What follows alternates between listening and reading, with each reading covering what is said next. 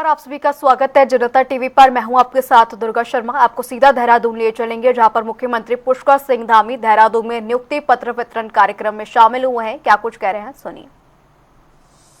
दम होता है, युवा वो होता है जो हर मुश्किल में रास्ता निकालता है। युवा वो होता है जो धरती से अंबर को जोड़ना जानता है। और भी मैं बहुत बोल सकता हूं इसमें। युवा वो होता है जो रेत से भी तेल निकालना जानता है। तो आप सबके चेहरों को देखकर मैं कह सकता हूं कि युवा इधर जरूर हैं, लेकिन ये भी युवाओं से कम नहीं है।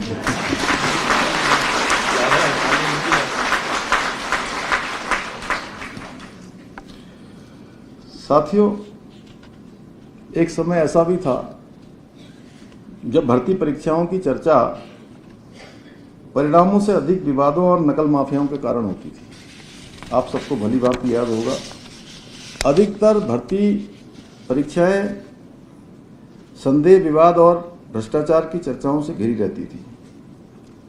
और जो प्रतिभाशाली युवा होते थे, उनके मन में परीक्षाओं में जाने से पहले, फॉर्म भरने से पहले ही जो है संदेह होता था कि उनकी मेहनत को न्याय मिल पाएगा कि नहीं मिल पाएगा, उनका चयन हो पाएगा कि नहीं हो पाएगा।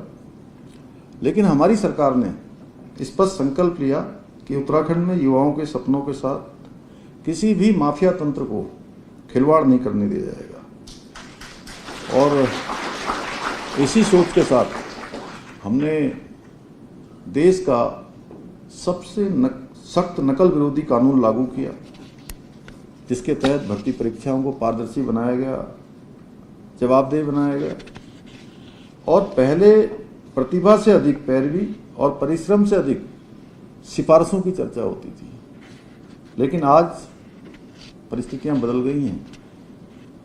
आप सबके सामने है कि आज किसी भी युवा को सफलता उसके परिचय से नहीं, कि वो उसका बैकग्राउंड क्या है, उसके ताल्लुक किससे हैं, उसके पीछे कोई सिफारिश है कि नहीं है, किसी बड़े परिवार से है क्या, कहीं से है क्या, कोई ऐसी जगह से है जहाँ से जैक लग सकता है, वो नहीं, बल्कि उसकी प्रतिभा, योग्यता और क्षमता से आज चयन होता है।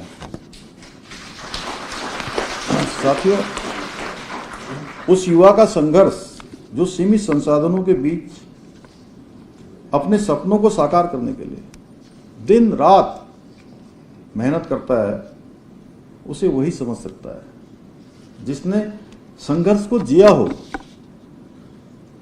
और उससे भी ज्यादा उनके माता पिता समझ सकते हैं जो एक सामान्य छोटी सी कोई परचून की दुकान चलाता है, कोई सब्जी की दुकान चलाता है, कोई गांव में छोटा सा खेत सब्जी लगाकर, एक भैंस गाय पालकर, दूध बेचकर, घी बेचकर अपने बेटे और बेटियों को पढ़ने के लिए दूर भेजता था।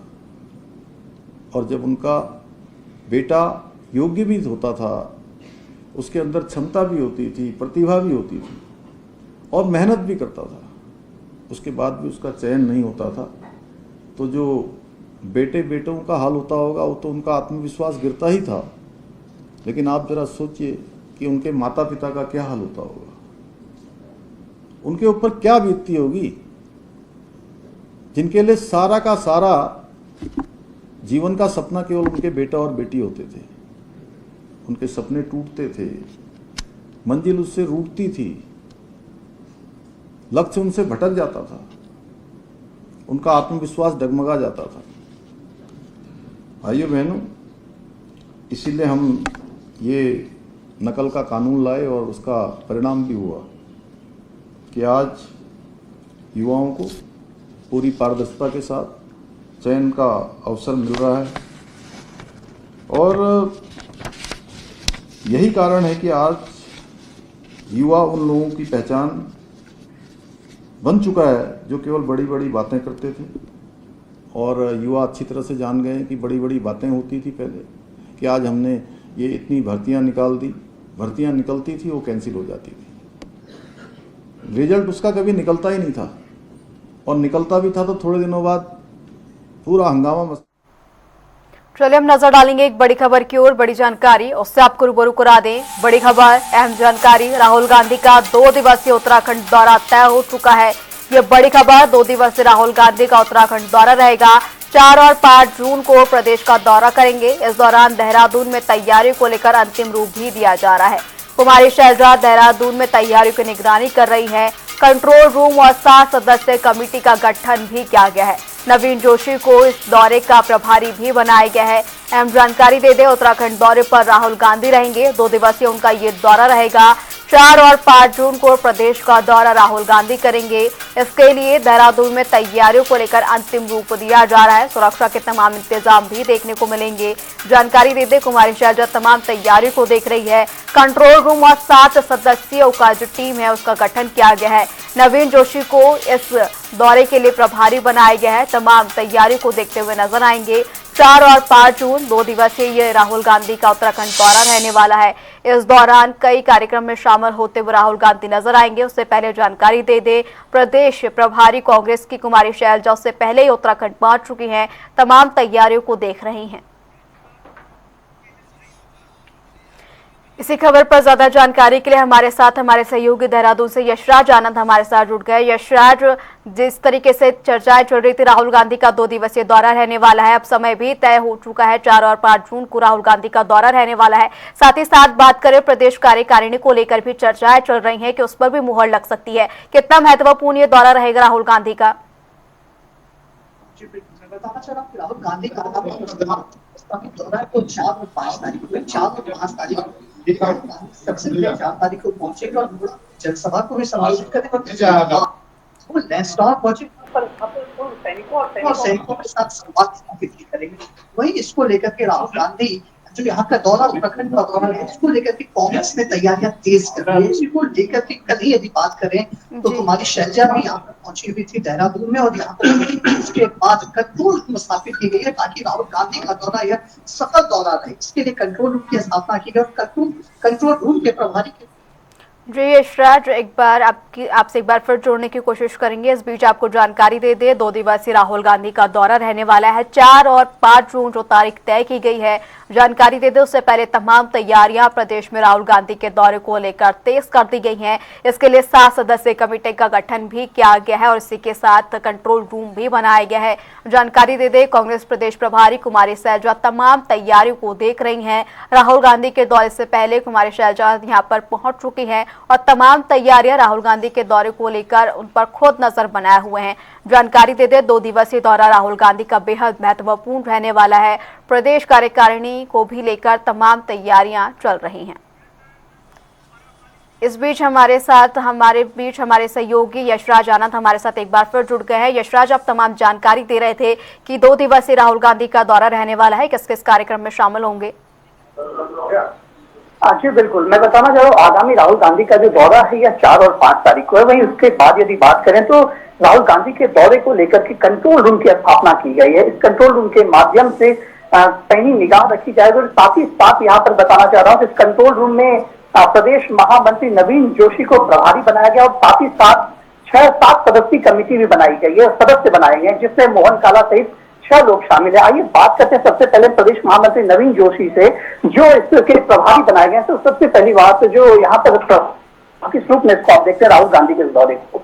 जैसे उत्तराखंड का 4 और 5 तारीख का राहुल गांधी का दौरा है, वो हल्द्वानी में और पौड़ी में जनसभा को संबोधित करेंगे। उसके बाद 5 तारीख को देहरादून में हमारे जो कांग्रेस के वरिष्ठ नेता है तो संवाद स्थापित करेंगे। ये एक आगाज है 2027 का, राज्य के अंदर जो चुनाव होने जा रहा है, और वो संदेश देंगे कार्यकर्ताओं को कि कौन कौन से मुद्दे हम जनता के बीच में लेके जाएंगे और भारतीय जनता पार्टी की जो नाकामियां हैं वो भी हम जनता के बीच में लेके जाएंगे। और एक उत्साह पूरा प्रदेश के अंदर राहुल गांधी जी का दौरे को लेकर कांग्रेस कार्यकर्ताओं में देखने को मिल रहा है। मैं समझता हूँ कि ये उनकी जो रैली होगी, ऐतिहासिक रैली होगी, पूरे प्रदेश के लोग उनको सुनने के लिए आ रहे हैं, उनकी बातों को मनन करने के लिए आ रहे हैं। एक युवाओं का और जो हमारे कांग्रेस कार्यकर्ता का हुजूम है वो हमारे हल्द्वानी में और पौड़ी में देखने को मिलेगा। और देहरादून के अंदर जो हमारे पार्टी के वरिष्ठ नेता है राहुल गांधी जी उनको संदेश देंगे कि कौन कौन से मुद्दे हम और कौन कौन सी बातें हम जनता के बीच में लेके जाएंगे। समझता हूँ कि ये एक आगाज होगा 2027 का, जो राज्य के अंदर से जो भारतीय जनता पार्टी की नाकामी है उसको हम किस प्रकार से उठाने के संदेश की कार्यक्रम में भी बात किया तो जनसभा को भी संबोधित करेंगे, सैनिकों को भी वो संबोधित करते नजर आएंगे। निश्चित तौर से जो अल्मोड़ा और बॉडी की रैली है उसमें जनसभा को संबोधित करेंगे, और जो भूतपूर्व सैनिकों की जो रैली है वहाँ पे श्रीनगर के अंदर बॉडी के अंदर, उसमें जो अग्निवीर योजना लेके आए हैं और जिस प्रकार से सैनिकों का अपमान करने का भारतीय जनता पार्टी ने काम किया है, ये सारे मुद्दे को हम लोग उसमें विस्तार से चर्चा होगी और सैनिकों का एक जनसलाब उस कार्यक्रम में देखने को मिलेगा, क्योंकि सारे सैनिकों का मोहभंग भारतीय जनता पार्टी से हो चुका है। राहुल गांधी जी उस कार्यक्रम में रहेंगे और सैनिकों को भाजपा के राष्ट्रीय अध्यक्ष नितिन नवीन भी अभी यहाँ पर दौरे पर थे, किसको आप देते हैं नितिन नवीन वर्सेस राहुल गांधी हो सकता है? देखिए, नितिन नवीन तो राहुल गांधी जी के सामने का चैंपियन नहीं करते, उनके तो एक पिकनिक वाला कार्यक्रम था, उत्तराखंड के दौरे पे आए, घूम के चले गए। जिस प्रकार से प्रधानमंत्री जी उत्तराखंड के अंदर आए, कोई भी उन्होंने घोषणा नहीं करी, यहाँ पे सैर सपाटा करा, उसके बाद चले गए। हमें उम्मीद थी कि प्रधानमंत्री जी उत्तराखंड के अंदर आए, कुछ योजनाएं देके जाएंगे, कुछ घोषणाएं करके जाएंगे, ऐसा कुछ नहीं हुआ। ऐसे नितिन नवीन तो यहाँ भारतीय जनता पार्टी का जो अंतरकलह है उसको रोकने के लिए आए थे। उन्हें मालूम है कि 2027 में हम राज्य के अंदर बहुत बुरी तरह से चुनाव आ रहे हैं, वो आपकी विधायकों की, मंत्रियों की जो कलह है उसको शांत करने आए थे, जनता से उनका कोई सरोकार।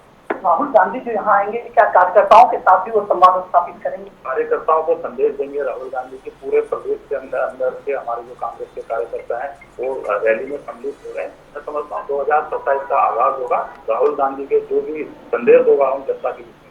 क्या राहुल गांधी के आने से कांग्रेस में जो थोड़ा बिखराव नजर आती है वो दूर हो जाएगी? देखिए, बिखराव कांग्रेस के अंदर कोई भी नहीं। आपने देखा होगा हमारे पार्टी के सभी वरिष्ठ नेता एक मंच में जगह जगह जा रहे हैं, हमारे पार्टी के वरिष्ठ नेता। ऐसा ये कहना गलत है कि बिखराव पार्टी के अंदर है। पार्टी पूरी मजबूती के साथ 2027 में चुनाव लड़ेगी और वापस करेगी। इस प्रकार नवीन जोशी ने स्पष्ट रूप से बताया कि राहुल गांधी का यह दौरा जो है यह काफी सफल दौरा रहेगा, क्योंकि इस दौरे से वो चुनावी आगाज की शुरुआत करेंगे। वही यदि बात करें इस दौरे को लेकर के खास करके यदि आम जनता की बात करें तो आम जनता में भी खासा उत्साह देखने को मिल रहा है। लोग राहुल गांधी को सुनने के लिए भी यहाँ पर आ सकते हैं। तो देखना है कि जनसभा को भी संबोधित करेंगे तो आगामी राहुल गांधी का जो 4 और 5 दिन का 2 दिवसीय दौरा है ये कितना सफल रहता है, ये तो आने वाला दिन ही बताएगा। जी यशराज, तमाम जानकारी के लिए आपका शुक्रिया। जानकारी देते हैं 4 और 5 जून को राहुल गांधी का 2 दिवसीय उत्तराखंड दौरा रहने वाला है। इस दौरान कार्यक्रम में शामिल होते हुए नजर आएंगे, साथ ही कई बदलाव की उम्मीद भी इससे जताई जा रही है। मुख्यमंत्री पुष्कर सिंह धामी ने पूर्व मुख्यमंत्री एवं महाराष्ट्र के पूर्व राज्यपाल भगत सिंह कोश्यारी के आवास पर पहुंचकर उन्हें भारत सरकार द्वारा प्रदान किए गए प्रतिष्ठित नागरिक सम्मान पद्म भूषण मिलने पर बधाई एवं शुभकामनाएं दी। मुख्यमंत्री ने इस अवसर पर कोश्यारी के लंबे सार्वजनिक जीवन, प्रशासनिक अनुभव और समाज के प्रति उनके योगदान की सराहना की।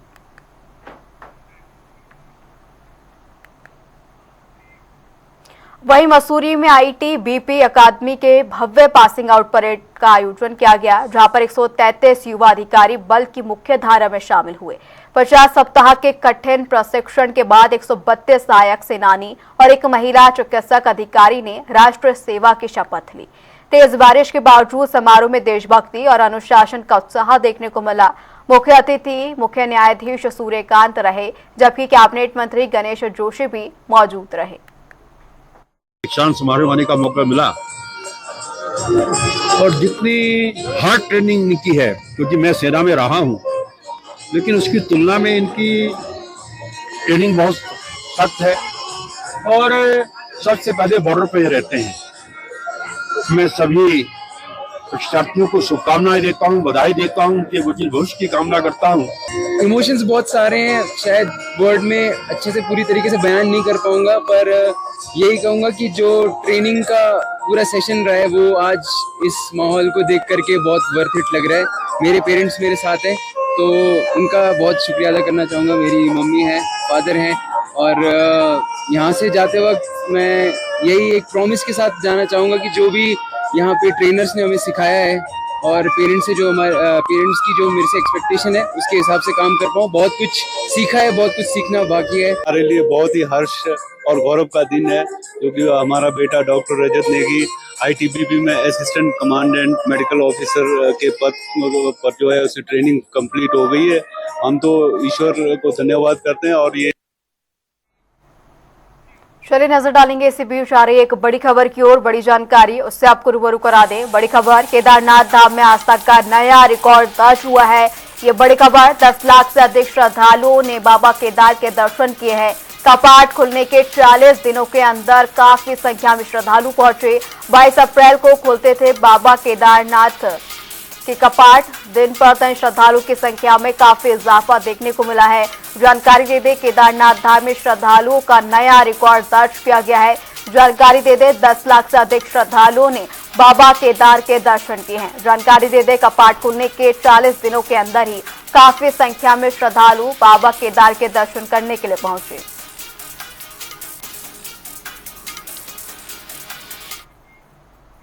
जानकारी दे दे, इस साल चारधाम यात्रा नए रिकॉर्ड बना रही है, जिसमें अब तक 26,91,000 से अधिक श्रद्धालु केदारनाथ, बद्रीनाथ धाम, गंगोत्री और यमुनोत्री धाम के दर्शन कर चुके हैं। भारी भीड़ के बीच यात्रा व्यवस्थाओं और VIP दर्शन को लेकर सियासत भी तेज हो गई। दरअसल कांग्रेस के उत्तराखंड प्रभारी कुमारी शैलजा ने सरकार पर निशाना साधते हुए आरोप लगाए कि प्रचार अधिक है, लेकिन धरातल पर जाम और अर्थव्यवस्था और व्यवस्था साफ तौर पर श्रद्धालुओं को परेशान कर रही है। ऐसा है मैडम, हर जगह हमने देखा कि इन्होंने हजारों होर्डिंग्स लगा रखे हैं और बड़े बड़े इश्तिहार दे रहे हैं। ये बाहर अखबारों में भी दे रहे हैं, चार धाम लोगों को बुला रहे हैं और यहाँ पर व्यवस्था जीरो है। लोग 25 किलोमीटर दूर, वहाँ पर जहाँ हम गए थे वहाँ पर 25 किलोमीटर दूर जाम लगे हुए हैं। व्यवस्था है नहीं। अब किस लिए बुला रहे हैं लोगों को? ना आप मंदिरों में व्यवस्था कर पा रहे हैं, ना लोगों के आवागमन की व्यवस्था है। आप करना क्या चाह रहे हैं? केवल अपनी मशहूरी करना चाह रहे हैं और लोगों को इतनी दिक्कत हो रही है उसके बारे में इनको कोई चिंता नहीं है, कोई सोच नहीं है। सड़कों पर मौसम, रहने का, सर्विसेज और जहाँ दर्शन करने जाते हैं वहाँ की व्यवस्था, सब कुछ ऐसा लगता है इनके काबू से बाहर। केवल अपने इश्तिहार, अपनी पब्लिसिटी के लिए ये चार धाम यात्रा की बात करते हैं। काशीपुर में शहर को स्वच्छ और व्यवस्थित बनाने के लिए नगर निगम ने बड़ा अभियान शुरू किया है, जिस पर महापौर दीपक बाली ने साफ सफाई और जनहित को प्राथमिकता देते हुए सख्त कार्रवाई के संकेत दिए। आपको बता दें कि इस अभियान में ज्ञानार्थी कॉलेज भी स्वच्छता साथी के रूप में जुड़ गया है। वहीं युवाओं, सामाजिक संगठनों और प्रशासन की साझेदारी से शहर में जनभागीदारी बढ़ाने और स्वच्छता को जन आंदोलन का रूप देने की तैयारी की जा रही है। हमारे साथ बहुत सारे इंस्टीट्यूट जो है, सामाजिक संस्थाएं जो है, वो शहर की स्वच्छता को लेकर साथ में जुड़ रहे हैं। जिस तरीके से स्वच्छता जरूरी है, सुरक्षा भी जरूरी है, तो ज्ञानार्थी मीडिया कॉलेज भी हमारे साथ एक कहना चाहिए स्वच्छता साथी के रूप में नगर निगम का सहयोग करने के लिए तैयार है। समय समय पर हम बहुत सारे कार्यक्रम इस तरीके के जन सहभागिता के लिए, लोगों को जागरूक करने के लिए हम अपने एजुकेशन जो हमारी इंस्टीट्यूट है, संस्थाएं हैं, उनके साथ, बच्चों के साथ हम आयोजित करेंगे, जो हम कर भी रहे हैं और लगातार चल रहे हैं और भविष्य में भी और बड़े रूप में भी ये आपको दिखाई देंगे। विश्व प्रसिद्ध केदारनाथ धाम के कपाट खुलने के बाद श्रद्धालुओं की संख्या लगातार बढ़ती जा रही है, जिस पर केदारनाथ विधायक आशा नौटियाल ने जानकारी दी है। उन्होंने बताया कि 40 दिनों में 10 लाख से अधिक श्रद्धालु बाबा केदार के दर्शन कर चुके हैं। साथ ही उन्होंने इसे श्रद्धालुओं की अटूट आस्था का प्रतीक भी कहा। वहीं विधायक ने कहा कि बढ़ती यात्रा से स्थानीय अर्थव्यवस्था को भी मजबूती मिल रही है और धाम का विकास तेजी से आगे बढ़ रहा है। बहुत ही सुखद हमारे लिए है कि भगवान केदारनाथ जी के दर्शन के लिए लगातार श्रद्धालु और भक्तजनों की संख्या निरंतर बढ़ती जा रही है और अभी तक इन 40 दिनों में लगभग 10 लाख यात्री श्रद्धालुओं ने बाबा केदारनाथ जी के दर्शन कर लिए हैं। इसके लिए मैं अपने देश के यशस्वी प्रधानमंत्री आदरणीय नरेंद्र मोदी जी और अपने प्रदेश के यशस्वी माननीय मुख्यमंत्री आदरणीय पुष्कर सिंह धामी जी का बहुत बहुत धन्यवाद करती हूँ कि उनका जो सरल, सुगम और सुरक्षित यात्रा का जो संकल्प हमारी सरकार के द्वारा लिया गया था, उसी के तहत आज निरंतर केदारनाथ जी की यात्रा के लिए, वहां बाबा के दर्शन के लिए लगातार यात्रियों की संख्या बढ़ती जा रही है। ये हमारे लिए बहुत ही सुखद क्षण है और मैं उन सभी व्यवसायियों का भी धन्यवाद करती हूँ जो निरंतर वहां पर हमारे तीर्थ यात्री श्रद्धालु गणों की सेवा के लिए वहां पर बने हुए हैं और जिसको जो भी परेशानी है उनकी परेशानियों को दूर करने के लिए, समय पर उनको खाना मिले, पानी मिले, उसके लिए निरंतर वहां पे सेवा दे रहे हैं। उनका भी बहुत बहुत धन्यवाद करती हूँ। मौसम विभाग के पूर्वानुमान के मुताबिक रुद्रप्रयाग जिले में ऑरेंज अलर्ट जारी किया गया है। जिला प्रशासन ने स्थिति को देखते हुए सतर्कता बढ़ा दी है और जिला अधिकारी विशाल मिश्रा स्वयं मौसम और यात्रा मार्गों की लगातार निगरानी कर रहे हैं। यात्रियों की सुरक्षा को सर्वोच्च प्राथमिकता देते हुए सभी संबंधित अधिकारियों को आवश्यक एहतियातन कदम उठाने के निर्देश दिए गए। प्रशासन ने यात्रियों और स्थानीय लोगों से अपील की है कि वो दिशा निर्देशों का पालन करें, अफवाहों से बचें और मौसम सामान्य होने तक सुरक्षित स्थानों पर रहें। मौसम विभाग द्वारा जारी पूर्वानुमान के क्रम में आज रुद्रप्रयाग जनपद सहित राज्य के अनेक जनपदों में ऑरेंज अलर्ट जारी किया गया था, जिससे क्रम में आज 9:45 पर प्रशासन एवं पुलिस के द्वारा केदारनाथ यात्रा को यात्रियों की सुरक्षा के मद्देनजर एवं सुरक्षित स्थानों पर अस्थायी तौर से रोक दिया गया। यात्रा मार्ग पर लगे पुलिस एवं प्रशासन की टीमों एवं सभी रेस्क्यू टीमों को भी अलर्ट मोड पर रखा गया है। मौसम साफ होने पर पुनः यात्रियों को सुचारू कर दिया जाएगा।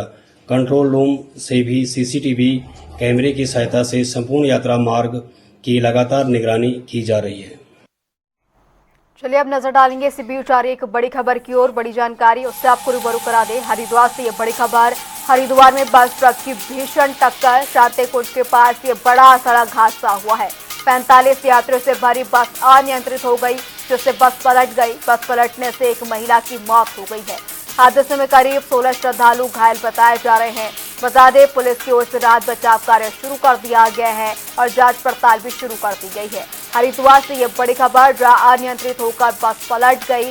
बस और ट्रक की भीषण टक्कर हुई, जिसके बाद बस अनियंत्रित हुई। जानकारी दे दे, शांतिकुंज के पास ये बड़ा हादसा हुआ है। चलिए नजर डालेंगे देहरादून से आ रही एक बड़ी खबर की ओर। बड़ी जानकारी उससे आपको रूबरू करा दे। मौसम से जुड़ी ये बड़ी खबर। प्री मानसून बारिश से मौसम का मिजाज बदला है। शहर के दिन के तापमान में भी बड़ी गिरावट दर्ज की गई है। मौसम से जुड़ी ये बड़ी खबर। सामान्य से 10 डिग्री तक पारा लुढ़का है। लोगों को गर्मी से इससे राहत मिली है। वहीं पहाड़ से लेकर मैदानी इलाकों तक भी बादल छाए हुए हैं। प्रदेश भर में रुक रुक कर बारिश का सिलसिला जारी है। मौसम से जुड़ी ये बड़ी अपडेट। तापमान में भारी गिरावट दर्ज की गई है। प्री मानसून के चलते एक बार फिर मौसम में बदलाव देखने को मिला है। फिलहाल उत्तराखंड की खबरों में इतना ही। रुकेंगे एक छोटे से ब्रेक के लिए।